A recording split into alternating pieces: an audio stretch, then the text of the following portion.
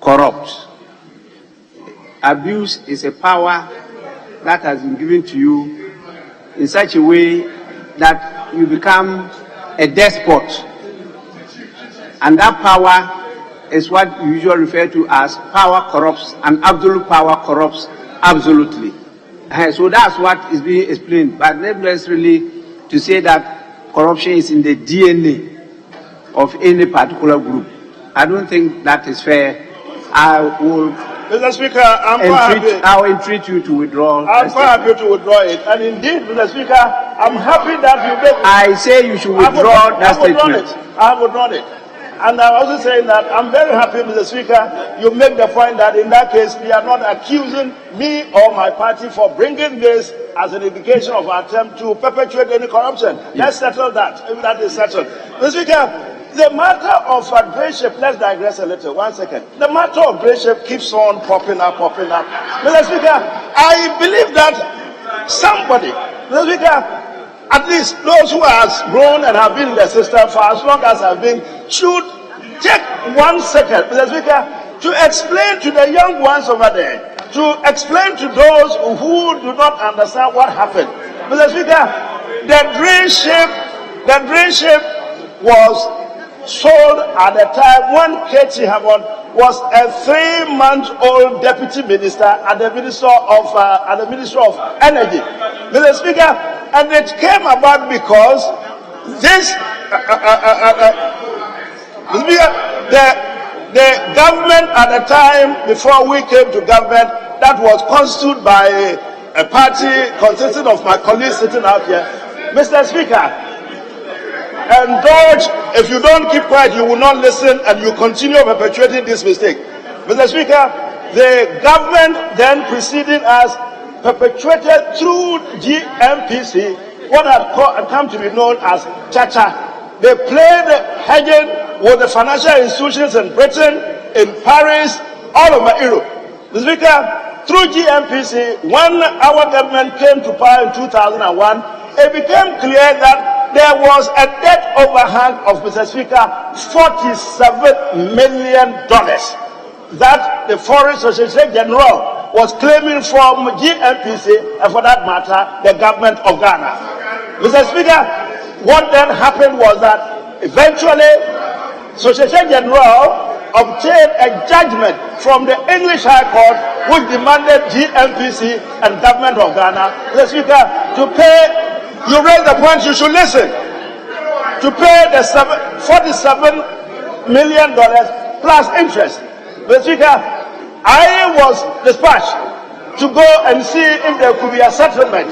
Mr. Speaker, my being sent out there was at the instance of the entire cabinet. In the process, Mr. Speaker, and this is significant, out of the debt overhang of $47 million, I was able to negotiate with those guys, Mr. Speaker, to beat the $47 million down, Mr. Speaker, to a figure of $19.5 million. That is what the creditors were prepared to accept because I negotiated on behalf of Ghana and I negotiated very well. $19.5 million out of the $47 million. Mr. Speaker, what then transpired at the end of it was that they were asking for the $19.5 million. How was it to be paid?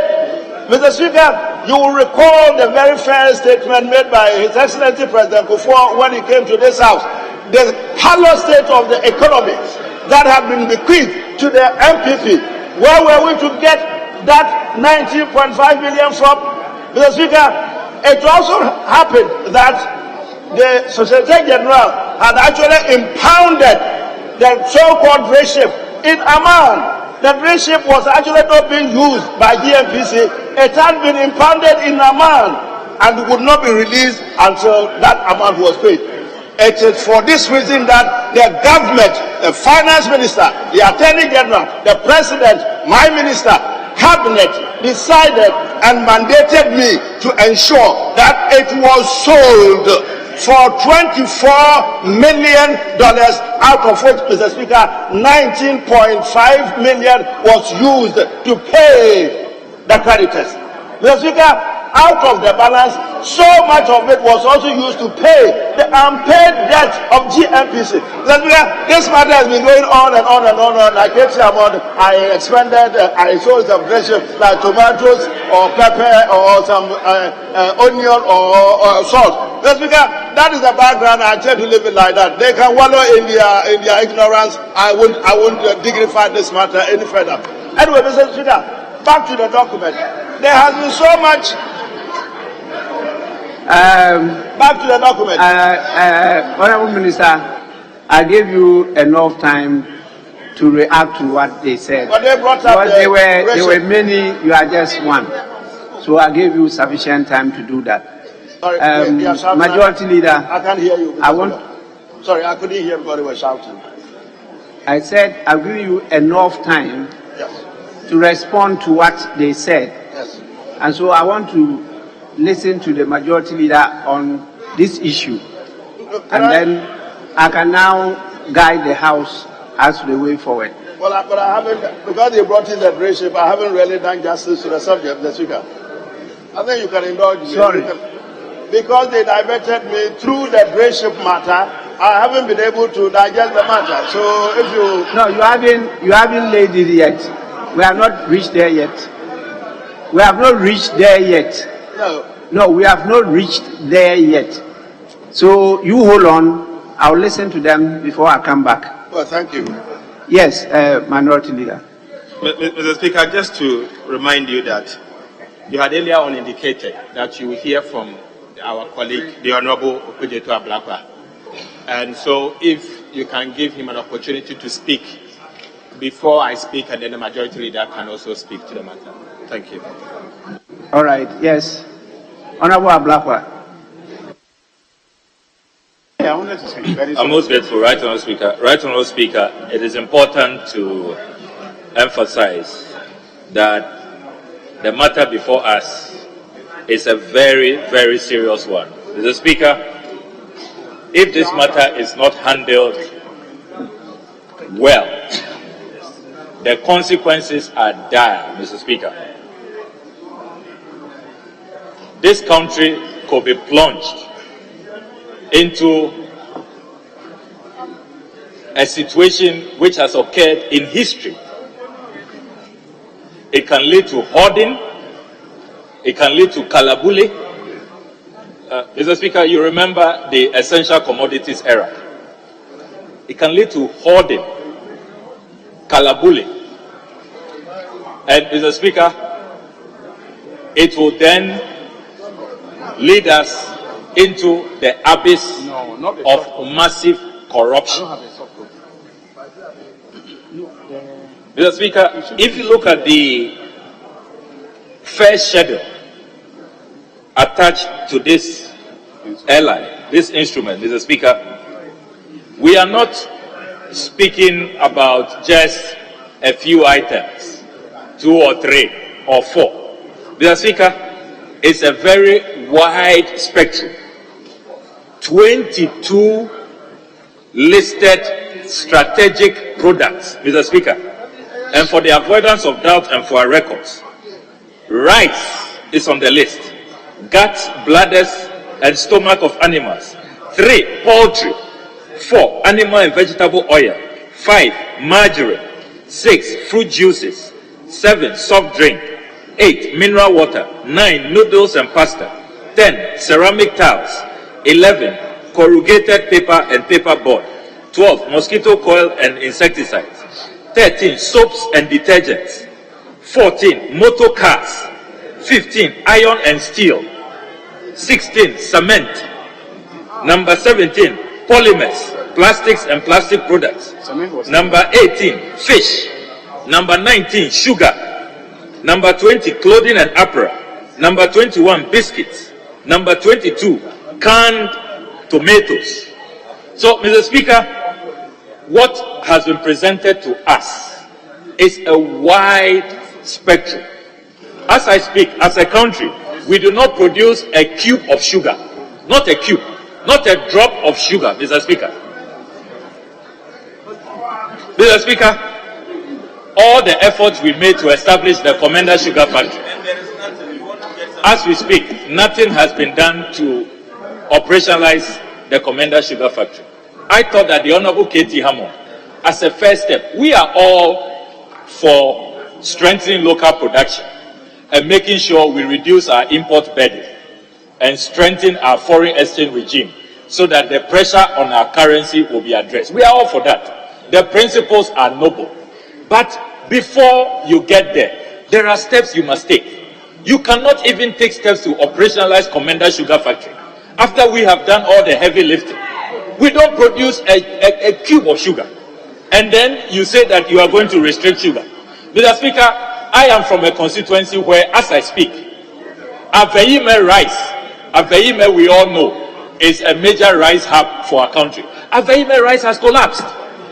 Under the Akufo-Addo government, they have looked on for Aveime rice to collapse. Mr. Speaker, as we speak, the smallholders who are on their own producing rice, because of the VRA-induced floods, the entire irrigation system has been damaged. So they have suspended the production of rice, even at the smallholder level, after Aveime rice collapse. And yet, we have rice on this list. Mr. Speaker, another shocking item here is the garment sector. Again, if you come to my constituency, Joapon Textiles, they need capital injection to revive Joapon Textiles. So, Akosombo Textiles. That has not been done. As I speak to you, they are less than, at the peak of Joapon Textiles production, they had about 1,400 workers. It's in my constituency. Currently, they have less than 200 workers. They are struggling. They are on the verge of collapsing. And yet, we have put textile and garments here. So, the steps that you must take, give them incentives. Assure them that you are making sure that you give them the right interventions to boost production. Address buffer stock. Make sure that we have enough in our warehouses so that as we take on this restriction policy, we are not going to have shortage. Mr. Speaker, all these things have not been done. So why is the Honorable K.T. Hammond seeking to put the cart before the horse? Mr. Speaker, there are provisions in this regulation as I round up, Mr. Speaker. For example, Regulation 13, despite the work of the 10-member Restoration Committee, the Honorable K.T. Hammond has the final say. He can throw their work away. He has the final say, the final discretion. The work of the committee doesn't matter. And Mr. Speaker, under Regulation 18, what is even more bizarre is that when you are aggrieved as an importer and you want to go for review, you want redress of the K.T. Hammond decision, you still go before him. You appear before the same K.T. Hammond under Regulation 18. That's how we so Mr. Speaker, this matter, this ally is only seeking to have one man control our import space. And that is why as many as 6, Mr. Speaker, 6 credible institutions, GUTA, as I speak to you, has sent in a petition. The Food and Beverages Association of Ghana, FABAC, has sent in a petition. Importers and Exporters Association of Ghana have sent in a petition. Ghana Institute of Freight Forwarders, Chamber of Automobile Dealership Ghana, and the National Chamber of Commerce. Ablakwa, I think you've said it all. So your conclusion has been too long. I'm grateful, Mr. Speaker. So that's the end of it. Minister for Communication. Thank you, Mr. Speaker. Mr. Speaker, I believe that the LI has not been laid. So I have no idea what we are debating in this House today. There is nothing before the House. So as you indicated to the Minister that we are not yet there, I was of the opinion that you would tell the colleagues on the other side that there's nothing before us. I have no idea what the references are being made. Were you here from the very beginning? My understanding is that... Were you here from the very beginning? No, I've been here since morning. Please, can You've been here since I've morning. been here since morning. I've been here from the very beginning. Today, I was So here why did you say when no? the prayers were being If you were said. here, why did I you have say been no? here all morning. I had no idea what you meant by the very beginning. But I have been here. I was here before you entered the chamber. I was here for prayers. I have been here throughout. Minister, do you My really understanding is listen that- to yourself when you are talking? Consider. Yes, I do. I weigh my words if very you were carefully here- before I speak. If you were here from the very beginning before we started, and I asked you, were you here from the very beginning? You said no. Then you continue. And now you are telling me you were here even before I entered. Yes, Mr. Speaker, Yes, I've been so here it meant that you were- before you were entered. not listening to I yourself. had no idea what you meant by very beginning. I haven't been here this week. This is my first time I'm appearing in the House this week. I've been here since the beginning of proceedings today. And I do listen to myself very carefully and weigh my words carefully I don't think before so. I speak. I don't You don't think think so. so? Please. You are entitled to your opinion. Honorable But I beg Minister, to differ. Honorable Minister, this is not the Ministry of Communications. This is Parliament. I'm very well aware of that, sir. Resume your seat. Honorable members, I raised the issue. And I raised the issue because the Honorable Minister for Trade and Industry came to me and presented his case. And I was convinced, but I hadn't heard from the House. So I put it across. There have been a number of attempts to lay the instrument here, and there have been objections. But I didn't know what was happening. So he came to give me his side of the story. And I agreed with him. But before I could permit him to lay the instrument, I wanted to hear from the House. What is the challenge? And that is what occasioned their reaction and submissions. So I had to listen to them to be able to guide the House as to whether to lay the instrument or not to lay the instrument. That is the issue. And that is why I asked you the question. Please, because of your submissions,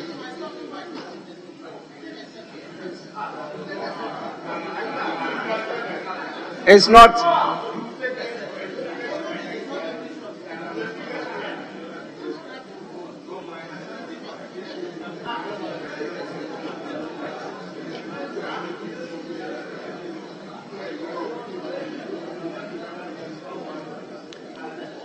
Honorable Minority Leader. Mr. Speaker, first, last week, Friday, the Honorable Minister for Trade and Industry attempted to lay the regulations. Mr. Speaker, it was at that point that the majority leader engaged us and made certain amendments to the regulation and promised that the minister responsible for trade was going to incorporate those amendments, present it to us before he will lay it. Mr. Speaker, as we speak, we have not seen the changes that he promised to make, to effect in the draft regulation. Mr. Speaker, so I'm at a loss why he wants to lay the same regulation today. But Mr. Speaker, apart from that, I have seen a copy of the regulation, and the regulation was not accompanied by the fiscal impact analysis according to the Public Financial Management Act. Mr. Speaker, I refer you to the Public Financial Management Act, Section 100, Fiscal Impact Analysis of Legislations and Proposals. Fiscal Impact Analysis of Legislations and Proposals. Section 101 says that any legislation to be laid before Parliament or proposal submitted for the approval of Parliament shall be accompanied by a fiscal impact analysis stating the estimated effect on revenues and expenditures for the financial year in which the legislation or proposal is expected to come into force. The Speaker, as we speak, there is no fiscal impact analysis. The LI that I have seen, the Speaker, according to Section 100, any legislation, LI is a legislation, the Speaker, or proposal to be laid before Parliament must be accompanied by fiscal impact analysis. So I've heard him say that it is not a legislation. If it's not a legislation, the Speaker, it is certainly a proposal. The Speaker, whatever it is, it should have come together with a fiscal impact analysis. The Speaker, before the document is laid before Parliament. So, Speaker, I urge you to ask the Minister responsible for trade and industry to submit to us a copy of the fiscal impact analysis before he can lay the LI. So, Speaker, we demand to see a copy of the fiscal impact analysis. And aside that, the amendment that was effected by the majority leader, Mr. Speaker, as we speak, we have not seen those amendments.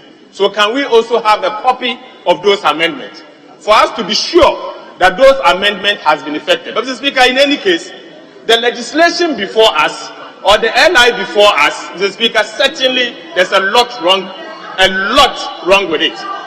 Mr. Speaker, there's a lot wrong with it. Mr. Speaker, can the honourable member behave herself and stop shouting at us when we are debating? Mr. Speaker, this is Houses of Parliament. You can't speak like that to us. You can't speak like that to us.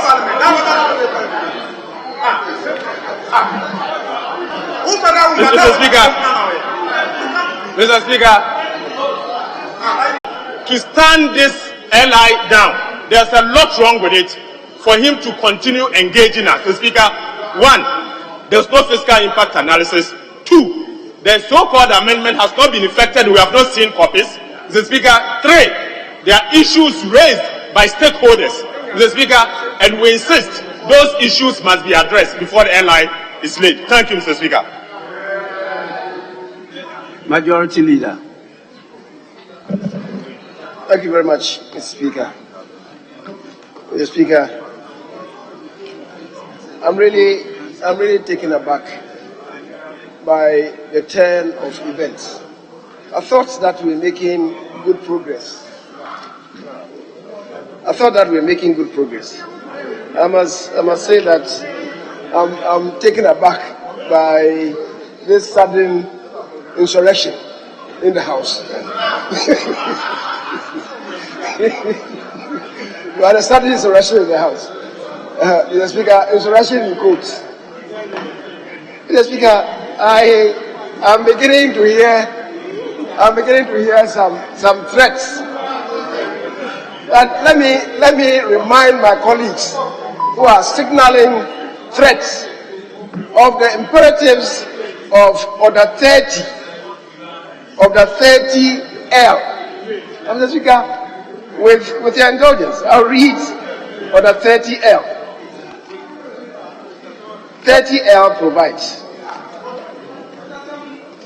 the following acts or conduct shall constitute a breach of privilege or contempt of Parliament. And L says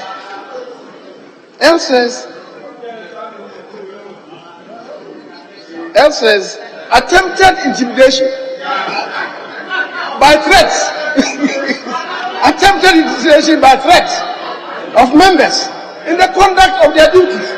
The honourable member, the minister, is a member of this House. He wants to perform a simple duty, and he's coming under serious threats.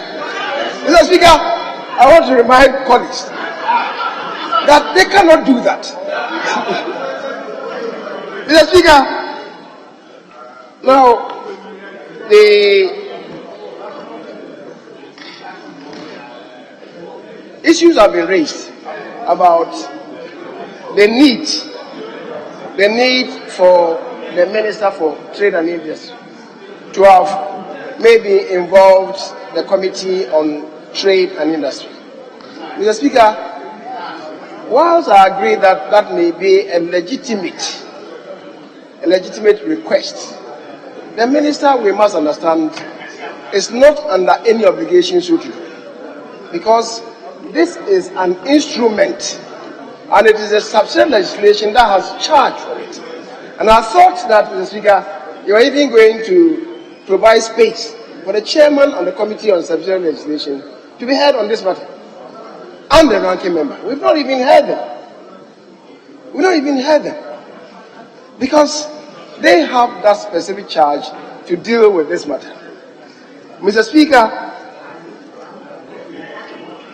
I believe, because for now the instrument has not been laid in this House, all that we are doing is pre-laying consultations. So people firing guns at what is not before us in the manner they are handling it, as far as I'm concerned, is incomprehensible. It's incomprehensible. This is backroom consultation. We should limit it to the backroom.